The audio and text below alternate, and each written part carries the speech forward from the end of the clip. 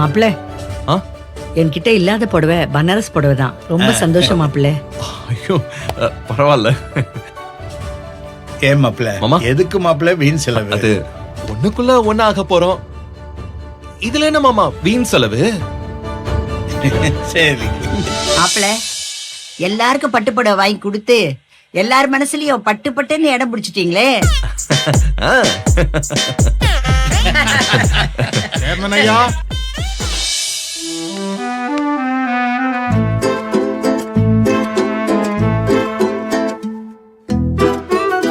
பாட்டி, இவரு கோவில் தர்மகத்தா. நிச்சயம் அக்கா கல்யாணத்துக்கு வருவாரு. அப்ப அபிய மாப்பிள்ளையா பார்த்தா சந்தேகப்படுவாரே. அதனால அர்ஜுனை இவர் கண்ணுல காட்டவே கூடாது. அந்த தர்மகத்தா கண்ணு கொல்லி கண்ணு. அவங்கிட்ட எல்லாம் மாப்பிள்ளைய காமிக்க கூடாது. ஏதாச்சும் பண்ணு பாட்டி.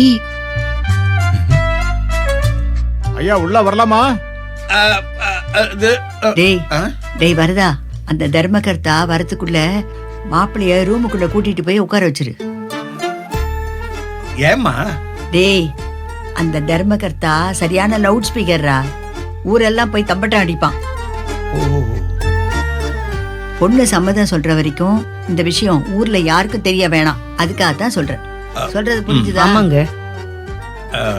அமரே, மாப்பிள்ளைய உள்ள கூட்டு போமா. வாங்க வாங்க.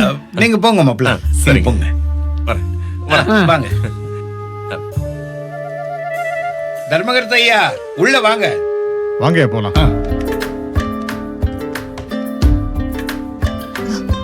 வா.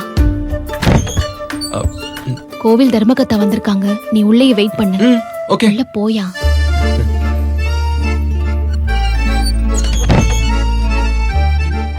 வாங்க வணக்கம் வாங்க. வணக்கம் தர்மகர்த்தா, உட்காருங்க. வணக்கம்மா.